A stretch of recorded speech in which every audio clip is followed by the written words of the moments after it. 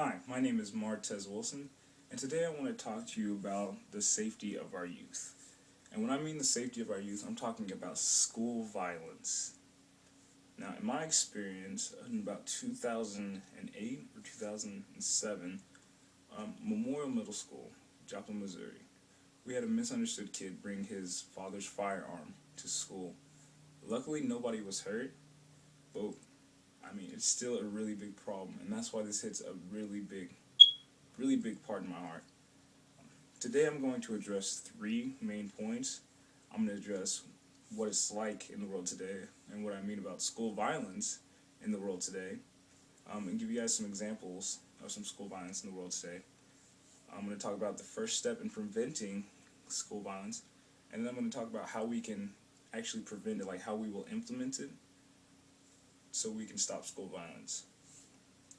Now, let's take a look at let's take a look at my first main point, which is school violence in the world today. And I just want to give you a look of what the school violence in our world today is or looks like if you haven't been keeping up with the news.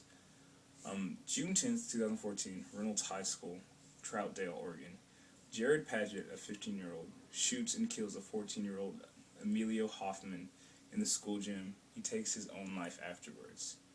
Another one, December 13th, 2013, Arapahoe High School, Centennial, Colorado. Carl Pearson, 18-year-old, opens fire and critically injures a student and then kills himself. 17-year-old Claire Davis dies on December 21st, 8 days after being shot.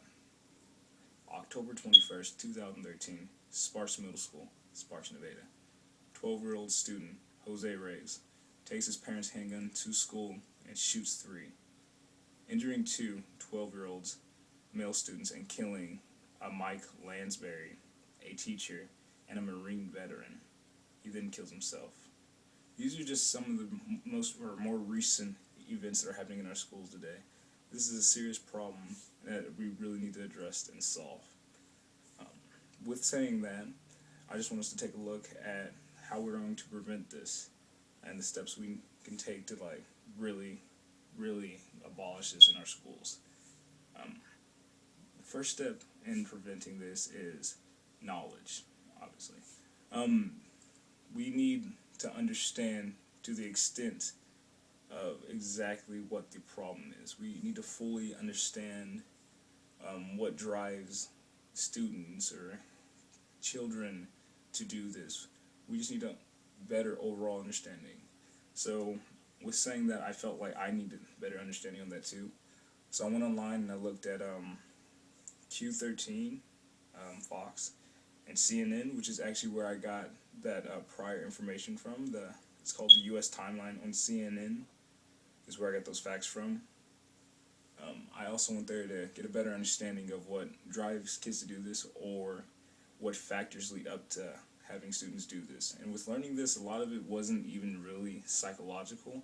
It was more of their surrounding world that impacted them. Their out surrounding world impacted their brain, but it wasn't like they were born like that. Like, it was outside events that caused them to do that, is what I learned. And with reading more and more, that seemed to be more of the case. Because when you hear these stories, you hear a psychotic kid or crazy man or something like that, when really they were misunderstood kids, those kids that were in the back row of your class, the ones who were getting picked on, the ones that were getting bullied. It was their outside world that affected their thought process, that affected their mind, not that they were born that way. With saying that, we really need to prevent this, and there's ways we can prevent that. How we will prevent this is by doing four prevention strategy levels. And these 4 prevention strategy levels are individual, relationship, community, and societal.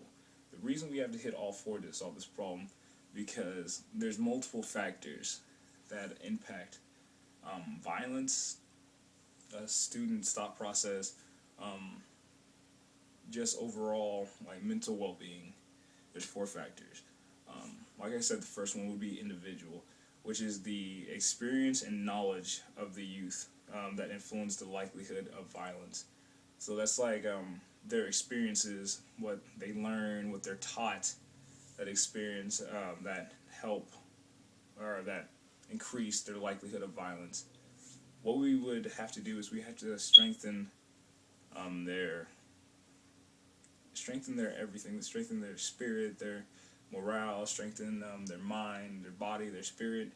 And what I mean by that is just an example would be like a loss of a parent or something like that. We want to strengthen them to where they can overcome that. Of course it's going to be hard, but we want them to be able to overcome that obstacle. Achieve and strive on, and keep going in life. That's what I mean. We don't want them to be like kind of weak constituted, or I guess weak's not a very good word, but we want them to be able to overcome. We don't want that to really be a kind of like a detrimental part of their life. We don't want that to really like push them over the edge and make them give up and quit. We want to make them strong so they can overcome and achieve. The next one would be relationship, and that's relationship with like teachers, student or fellow students, family, co-workers, anything like that. We want to strengthen that relationship because that decreases the likelihood of violence. Um, the next one we're going to move on to is community, and this would be the school. So what we want to do is we need more class management or better class management. So that's like classes that are fitting to every single student, not classes where they set a certain agenda and you have those very few students who are like left out or are in that back row that don't understand or get it. We need better class managers where teachers are aware of their students' needs and can fit to help their needs. The next one would be societal, which is the broader like social cultural part of surrounding the schools.